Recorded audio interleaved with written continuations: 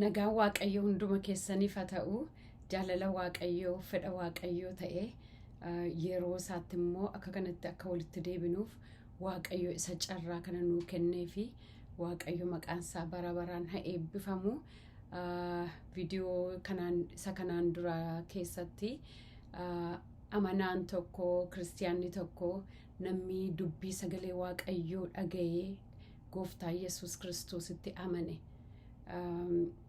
Namni amane kiristiyaanni tokko, faarfataan tokko, lallabaan tokko, lubi tokko amantootii hafuura hamaa qabaachuu hin danda'u isa jennee walii wajjin ilaallee turre. Amma immoo waanuma kanatti fufee waanuma walitti fufaadha waantan akka nuyi ilaallu barbaadu. Amma immoo isa taanutti darbina. Barumsa keenya isa taanutti darbuudhaan dura waaqayyo walii wajjin kadhanna. Gooftaa jiraataa mootii bara baraa, galanni ulfinni hooqubaan teessoo kee irratti siif haa ta'u yaa waaqayyo. Nama har'aan gootee jiraadhaa itteessitu har'aan nu ga'e. Ati waaqayyo waaqa jiraataa waan taateef nu jiraachistee guyyaa har'aatiin nu geesse. Galanni siif haa ta'u, ulfinni siif haa ta'u. Har'ammoo yaa waaqayyo akka kanatti akka walitti deebinuuf situ carraa nuuf kenne gooftaa. Wanta nutti dubbattu qabda, wanta nu barsiistu qabda. Sagaleen kee jiraataadha yaa waaqayyo. Sagaleen kee jiraataadha. Humna hojjetus of keessaa qaba. Billaa qara lamaan qarame caalaas qara qaba. Hafuuraaf lubbuu gargar hin baasa. Dhukaaf ribuu gargar hin baasa jedha sagaleen kee yaa waaqayyo.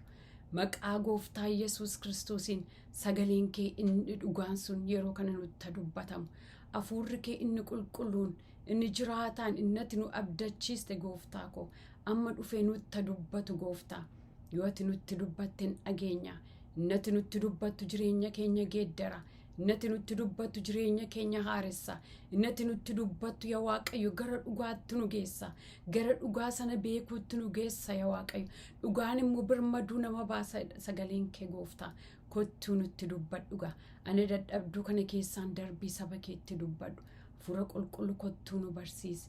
Waan nu wajjin jirtuuf, waan nu barsiistuuf, waan nutti dubbattuuf galanni bara baraan teessoo kee irratti siif haa ta'u. Maqaa gooftaa Yesuus Kiristoosiin. Ameen. Egaa har'ammoo jaalala waaqayyoo ta'ee barumsa keenya isa darbe keessatti amanaan tokko hafuura hamaa qabaachuu hin danda'a. Hafuurri waaqayyoo yeroo gooftaa Yesuus Kiristoositti amannu, hafuurri waaqayyoo hafuura keenya keessa jiraata. Dubbii sagalee waaqayyoo keessatti hafuurri waaqayyoo hafuura keenya wajjin walii galee ijoollee waaqayyoo ta'uu keenya dhugaa hin ba'a jedha.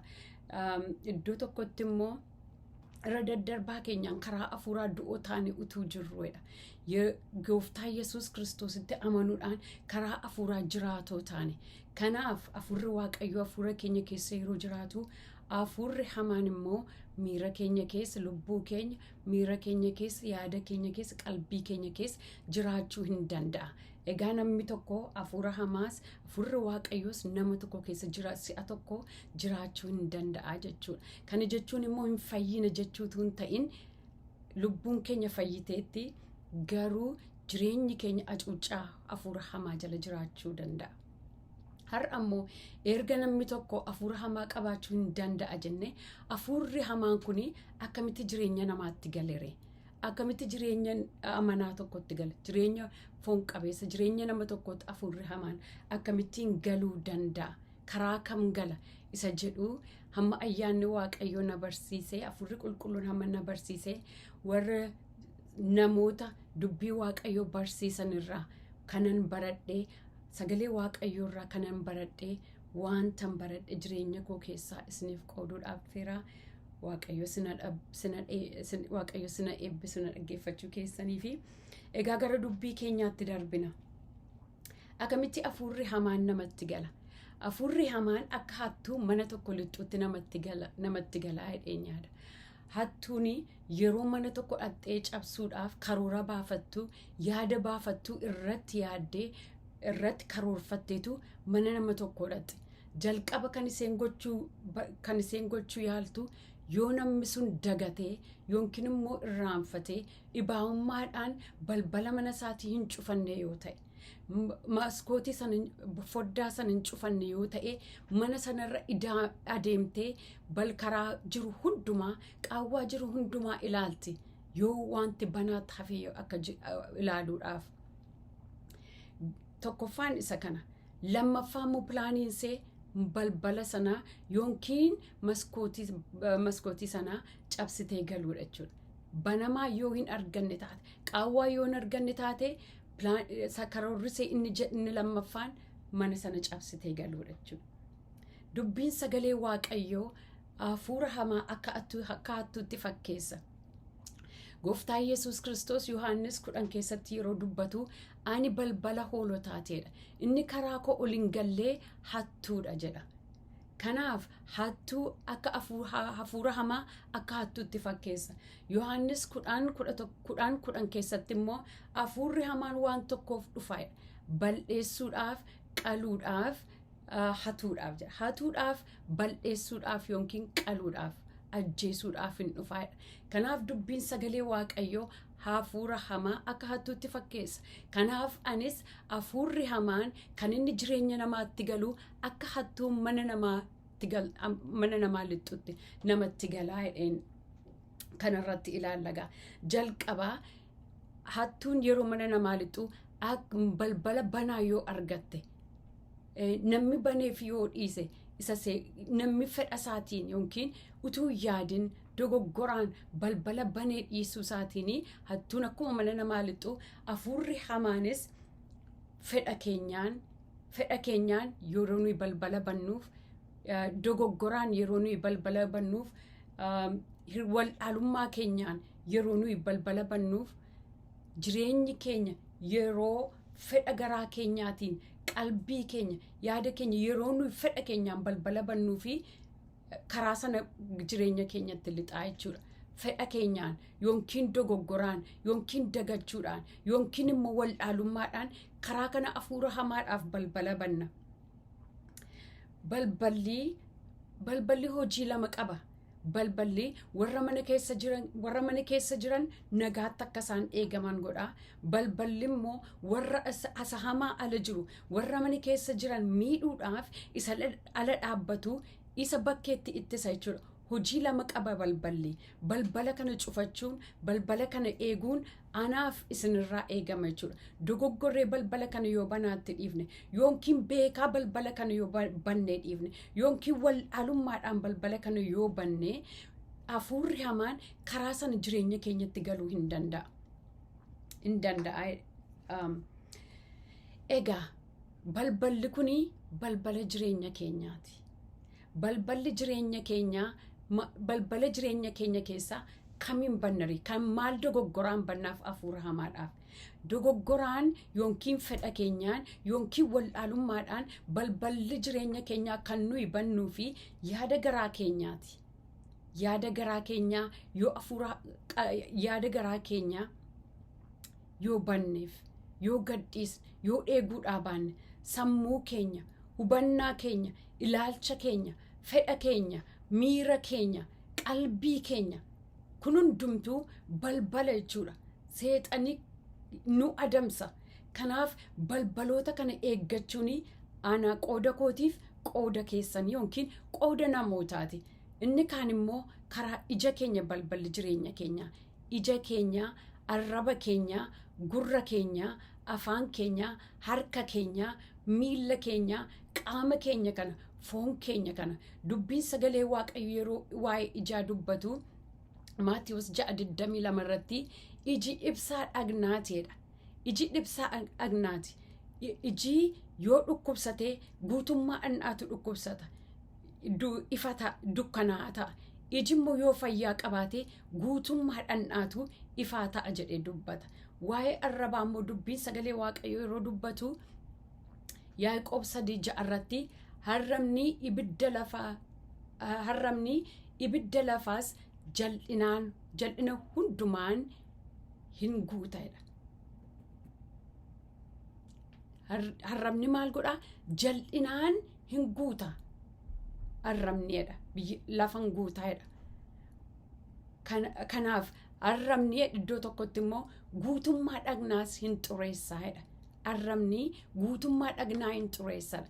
Ittiin aanee Yaaqoob 3:8 irratti immoo maalidhaa? Arraba namni leenjisuu danda'u hin jiruudha. Inni hamaa gabii hin qabneedha. Arraba namni leenjisuu danda'u hin jiru. Inni hamaa gabii hin qabneedha. Hadhaa du'a fiduunis guutuudha. Guutummaa dhagnaa hin xureessaadha arrabni. Arrabni guutummaa dhagnaa hin xureessa. Hadhaa du'a fiduunis guutuudha sagalee Waaqayyoo. Kanaaf egaa balbala arraba keenyaa, balbala gurra keenyaa, balbala jireenya keenyaa eeggachuun namarraa eegama jechuudha. Garuu dogoggoraan yookiin fedha keenyaan yeroo nu yaada garaa keenyaa, arraba keenya, gurra keenya, jireenya keenya bannuu fi seexanni karaa argatee jireenya keenyatti galuu hin danda'a. As keessatti akka ilaallu kan barbaadu waa'ee Heewaan. Heewaan jireenya seetiin balbala bante. Gurra isheetiin jalqaba hafuurri seexannii warruma ishee wajjiniin turan keessaa iddoo Eeden keessa iddoodhuma sanaa waan bofuma wajjin boofaa bineensa bakkee wajjin achuma iddoodhuma tokko jiran. Garuu hafuurri hamaan boofatti gargaaramee Heewaanin goomse. Kanaaf hin shakkine. Maaliif? Waanuma isheen kanaan dura beektudha. Waanuma isheen achi keessatti argitu waan ta'eef waan bofi kun dubbatu tarii kun hamaadhaaf natti dhufe jettee utuu yaadin gurra ishee kenniteef, gurra ishee banteef Heewaan hin dhaggeeffatte. Erga dhaggeeffattee booddee yaada garaa ishee keessa dubbiin kun naanna'e. Tariiyyuu sirrii miti, tarii immoo dhugaadha jettee yaaduutti. Kanaaf gurra isheetiin balbala hafuura hamaadhaaf bante. Tinaane yaada garaa ishee hafuura hamaadhaaf bante. Isa booddee erga garaa isheetti yaaddee booddee ija isheetiin hin ilaalte. Ija isheetiin balbala banteef seexanaaf. Akka inni gaarii ta'e argite iji sun. Akka inni gaarii ta'e argite. Isa booddee itti adeemte. Miilla isheetiin balbala bante. Achi geessee hin dhiifne. Isa booddee immoo hiixatte kutte waan sana nyaatte. Kanaaf balbala jireenya isheetii bante Heewaan hafuura hamaadhaaf.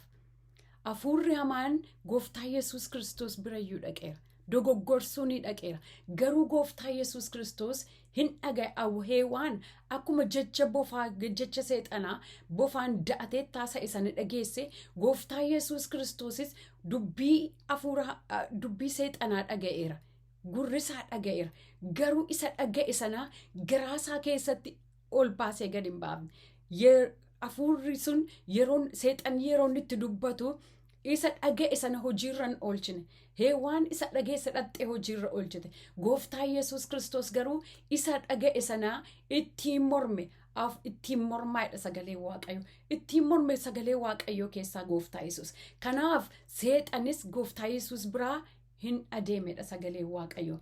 Kanaaf egaa jireenya keenya keessatti hafuura hamaadhaa fi balbala garaa keenyaa bannaaf. Utuu beeknuu bannaaf, utuu beekin bannaaf, waldhaalummaadhaan bannaaf. Kanaaf dubbiin sagalee Waaqayyoo dubbii sagalee Waaqayyoo keessaa iddoo tokko walii wajjin ilaalla. Maayidha sagalee Waaqayyoo keessaa? Phexros 5:8 keessaa maal jedha? Of qabaa dammaqaadha. Phexros jalqabaa boqonnaa 5 lakkoofsa 8 keessaa of qabaa dammaqaa jedheetu hafuura hamaa, hafuura seexanaa akka leencaatti fakkeessa. Of qabaa dammaqaa akka leencii waa liqimsuudhaaf beela'ee naanna'uutti akka kana sin liqimsuudhaaf hin aadaadha.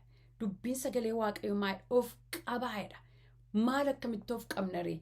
Jireenya kee gad hin dhiisin. Jireenya keenya biyya lafaatti akka nuyi gad hin dhiifneef of qabaa nuun jedha sagalee Waaqayyoo.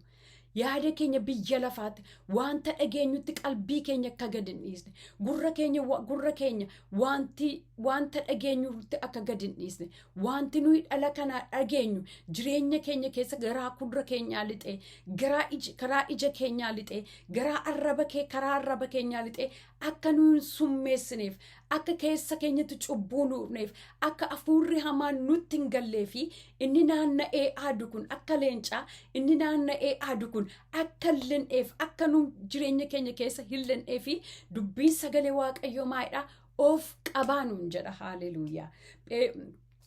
Ergaa Ximootiyoos keessatti hafuura of qabuutedha. Hafuura jaalalaa hafuura of qabuuti kan waaqayyo kan nuuf kenne. Kanaaf of qabaa hafuura humnaa hafuura jaalalaatii fi hafuura of qabu of gadin dhiisna of gadhiisu miti kan waaqayyo nuuf kenne. Kanaaf sagalee waaqayyo of qabaa jireenya keessan qabaa yaada garaa keessan waanuma argatanitti gadin dhiisna biyya lafaatti gadin dhiisna sammuu keessan qalbii keessan karaa argataadha sagalee waaqayyo. Kana keessatti itti naan immoo of qabaa erga jedhee immoo dammaqaadha. Of qabaa sana keessatti Yoosefin yoo ilaalle nan jaalladha. Yoosef of qabe miira qaba nama Yoosef garuu miira isaarra taa'e fedha garaa isaarra taa'e fedha foon isaatiirra taa'e hiyyoo jedhe of qabe itti of hin laanne isa jireenya isaa dogoggorsuudhaaf jedhe isa karaarraa isa deebisuudhaaf ka'e isa yaada waaqayyo jireenya isaa keessa akeeka waaqayyo jireenya isaa irratti qabu abjuudhaan isa arge sana akka inni fiixaan baaneef karaatti hambisuudhaafi seexanni isheedhaan da'ate gara jireenya isaa dhufe. Yoosef garuu isa duukaa fiigu kanatti isa qabachuudhaaf aggaamu kanatti jireenya isaa illaan dhiisee baqate Yoosef. Kanaaf of qabaadha. Dammaqaadha. Maaliif dammaqaa nuun jedha? Leencinnaan naanna'ee aadadha. Kanaaf seexanni jireenya keenya naanna'ee aada. Jireenya keenya qaawwaa argachuudhaaf akkuma hattuun mana namaatti naannofte yoo balbala qaawwaa argatte lixuudhaaf barbaaddu seexannis nu adamsa. Balbala keenya jala balbala arraba keenyaa jala ta'a. Balbala ija keenyaa jala ta'a. Balbala gurra keenyaa jala ta'a seexanni. Yoo nuyi balbala bannee fi carraa argate karaa sana lixuudhaaf. Kanaafitu dammaqaa eeggadhaadha. Yoo bineensa caakkaa laallee bineensotni xixinnooni yeroo marga eedanii callumadhanii gad jedhaniin eedani. Maaliif leencatu jira kaa? Isa isaan nyaachuu dhufutu jira kaa? Isa isaan bal'eessutu caakkaa sana keessa jira waan ta'eef iddoo waaqayyo jiraadhaa keessa isaan kaa'e keessa waan isaan nyaatuun guutuudha iddoon sun. Waan isaan liqimsuun, waan isaan bal'eessuun, waan lubbuu isaanii baasuun baay'eedha waan ta'eefi bineensotni xixinnooni leenca akka jiru waan beekaniifi gad jedhanii sa'atii tokkoof yookiin daqiiqaa dheeraadhaa fi marga hin eedan. Ol jedhaa nyaachaa ol jedhaa laallachaa gurra isaaniitiin ija isaaniitiin funyaan isaaniitiin in eegu naannaa isaanii eegu baay'ee dammaqoodha. Gad jedhanii callumadhanii bishaan dhugan bishaan dhuganii ol jechaa immoo diina isaanii ilaallacha yeroo hundumaa dammaqanii jiraatu. Maaliif iddoo waaqayyo jiraadhaa isaan keessa kaa'e sana keessa waan isaan nyaatutu baay'eedha waan ta'eef nus egaa waaqayyo biyya lafaa kana keessa jiraadhaa yeroo enu kaa'e biyya lafaa kuni wanta nyaatuun guutuudha. Waan nu liqimsu barbaaduun guutuudha. Jireenya keenya bal'eessu wanta barbaaduun guutuudha. Seexanatu biyya lafaa kana keessatti hojjechaa jira. Kanaaf yeroon as keessan isin kaa'e akkasin dammaqxan hin barbaada. Akkasin of qabdan hin barbaada. Jireenyi keessan dabarsitanii balbala jireenya keessanii isa hamaa sanaaf hin baninaadha. Sagalee waaqayyo fakkeenya 25-28 yoo ilaalle namni of qabuu hin dandeenyedha. Fakkeenya 25 fakkeenya boqonnaa 25 lakkoofsa 28 keessatti maayidha. Namni of qabuu hin dandeenye akka mandara dallaawwan isaa jijjiganiitidha. Maayidha namni of qabuu hin dandeenye akka mandaroota dallaan isaanii jijjiganiidha. mandara dallansaa jijjigee abbaa barbaadetu keessa darba. Abbaa barbaadetu mandara sana keessa lixa. Abbaa barbaadetu mana sana dhaqee cabsee lixa. Bineensatu lixa, namatu lixa, hattuutu lixa. Akka barbaade namni keessa yaa'a jechuudha. Kanaaf nama of qabuu hin dandeenye sagalee Waaqayyoo akka mandara dallansaa jijjigeetti fakkeessa as keessatti. Kanaaf Waaqayyo akka nuyi of qabnu barbaada yaa saba Waaqayyo. Akka nuyi biyya lafaatti gadi hin dhufne. Maaliif hafuurri hamaan karaa sana qaawwaa argatee jireenya keenya keessa lixuu hin danda'a waan ta'eef. Phexros isa jalqabaa 5:9 keessatti immoo maal jedha? Seexanaan mormaa jedha. 5:9 keessatti warra amantiitti jabaatan ta'a. Seexanaan immoo mormaa'edha. Seexanaan mormaa. Namni tokko nama isaan mormuun morma malee nama isaan hin mormine namni hin mormu. Kanaaf seexanni nuu morma jechuudha yeroo hundumaa. Kanaafitu dubbiin sagalee Waaqayyoo maalidha? Seexanaan mormaa'edha. Yaaqoob 4:7 keessattis seexanaan mormaa'edha. Innis isin dhiisee hin baqataadha. Kanaaf Waaqayyo sagalee Waaqayyoo anaaf isiniin seexanaan mormaa. Of qabaa gaditti of hin dhiisinaa, balbala diinota keessaniif hin baninaa. Yoo sun bantan karaa sana lixanii jireenya keessan bal'eessu. Yaada Waaqayyo jireenya keessan keessatti qabu bal'eessu. Jireenya keessan karaatti hambisu. Akeeka Waaqayyo isiniif qabu karaatti hambisuuti. Of qabaa dammaqaa nuun jedha sagalee Waaqayyo. Maqaan Waaqayyoo bara baraan kan galateeffame haa ta'ugaa. Waaqayyo akka kanatti nutti dubbata saba Waaqayyo. Karaa kan bannaaf balbala hafuura hamaadhaaf karaa jireenya keenya laphee keenya yoo nuyi hafuura gadhiisne karaa nama nuyi hin beekne karaa nama nuyi beennu karaa nuyi yaanne of geeddaree seexanni dhufa. Akkuma yeroo namni tokko balbala mana keenya rurrukutu. Akkuma yeroo banuudhaaf jennu utuu hin baniniif jira eenyu akka ala sana jiru ilaalla. Maaliif namni ala sana calluma jenne yoo dhaqnee banne namni sun nama nuyi eegnu ta'uu hin danda'a. Nama nuyi hin beekne ta'uu hin danda'a waan ta'eef jalqaba in ilaalla. Garuu namni tokko yoo ilaaltanii baajii kee'atanii dhufu. Yuunifoormii kee'atanii dhufu. Hojjetaa kampanii tokko fakkaatanii dhufu. Nama dogoggorsuudhaaf jechuudha. Akkasuma akkuma boofii akkuma seexannii karaa bofaa dhatte seexanii hayiwaaniin goomsite akkuma tokko gaaf karaa nama nuyi hin eegne karaa kana dhufa jennee utuu nuyi yaadin hafuurri hamaan karaa nuyi yaadin dhufuu hin danda'a. Kanaafitu ilaalla balbala keenya utuu namaaf hin banin ilaalla. Utuu balbala sana bannee keessummaa sana hin sifatini karaa qaawwaa ilaalla jechuudha. Kanaafitu dammaquu keenya agarsiisa sun. Utuu calluma jennee bannee abbaan nuyi balbala banneefitu ol galuu danda'a. Namni ol galu suni hamaa nutti fidu isa nu bal'eessu ta'uu hin danda'a. Isa jireenya keenya miidhu ta'uu hin danda'a. Kanaafitu dammaquun nurra jiraata ga'a. Kanaaf jireenya keenya keessatti karaa kamiin seexanaaf bannaa? Karaa gurra keenya. Ija keenyaan, arraba keenyaan, yaada keenyaan, qalbii keenya kanaa Waaqayyo akka nuyi eeggannu barbaada. Akka nuyi eeggannu, akka nuyi dabarsinee jireenya keenya hafuura hamaadhaaf karaa hin banneef karaa kana lixuu danda'a waan ta'eef jireenya keessan eeggadha nun jedha dubbiin sagalee Waaqayyoo. Maqaan Waaqayyoo bara baraan kan galateeffame haa ta'u. Ergaa koo dheeressuun barbaadu gaggabaabsee yeroo dhufutti immoo akka sattaanutti darbinuun barbaada. Egaa sattaanutti immoo karaa akkamittiin bannaafre gurra keenyaan yoo maal goone jireenya keenyaan yoo maal goonetu karaa kam maal yoo goone hafuurri hamaan isaan da'atee jireenya keenya keessa lixuu hin danda'a. Isa jedhummoo walii wajjin ilaalla. Isa dhageenya kana Waaqayyo nuuf eebbisu, Waaqayyo sina eebbisu. Egaa dubbii sagalee Waaqayyo isa dhageenyeen akka jiraannu akka dammaqnu inni nuyi dhageenye kun inni dirribeen jettu kun maani jedhaatii dhaqaa dubbii sagalee Waaqayyo irraa qoradhaa ilaala. Dhugaadhamoo dogoggoramoo kun jedhaatii ittummoo barachuudhaaf kana caalaa immoo anammuma keessa koo jiru anammuma baradheen isiniif hiruu barbaade isin immoo moor dubbii sagalee waaqayyoo dubbifattanii caalaa dubbii sagalee waaqayyoo kana caalaa akka barannuuf akka ittiin jiraannuuf akka ittiin deddeebinuuf waaqayyo nu gargaaru waaqayyo gooftaan isin eebbisu egaa wajjiniin wangeela waaqayyoo lallabnaa namoota beektan hundumaatiin ga'a yeroon viidiyoo haaraa baasummoo akkuma sanaan argattanii fi subscribe gochuun irraanfatinaa waaqayyo gooftaan bara baraan isin eebbisu waaqayyoon kadhannee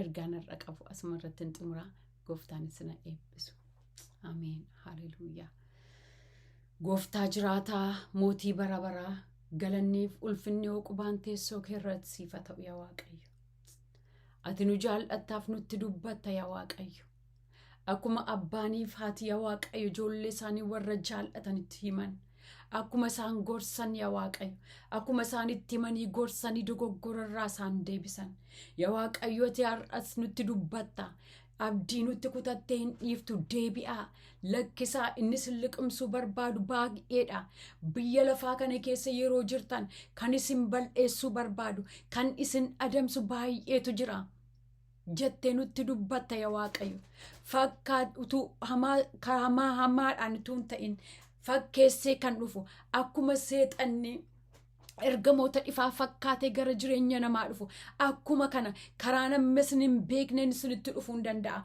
of qabaa dammaqaa nuun jetta yaa waaqayyo akkuma bineensotni caakkaa yeroo hundumaa dammaqanii deddeebi'an waaqayyo gooftaa waan isaan liqimsu jalaa ba'uudhaaf waan lubbuu isaanii bal'eessu jalaa ba'uudhaaf akkuma isaan yeroo hundumaa dammaqanii jiraatan nus yeroo hundumaa akka nuyi dammaqnu barbaadda waaqayyo gooftaa maccaa galanni siif haa ta'u dubbii kee gara jireenya keenyaa dhufeef sin galateeffadha hafuura qulqulluu nu barsiiseef galanni bara baraan siif haa ta'u ilaahay waaqayyo gooftaa lubbuun kana dhaggeeffatu hundumtuu yaa waaqayyo akka dammaqxuuf yaa waaqayyo cubbuutti kuftees yoo jiraatte yaa waaqayyo gooftaa waaqayyo wanta ulfina waaqayyoof siif hin taane keessallee yoo jiraatte yaa waaqayyo dammaqxee keessaa dhidhiittattee akka isheen baatuuf maqaa Iyesuus Kiristoosiin akkati lubbuu kana gargaartuufan sin kadhadha yaa waaqayyo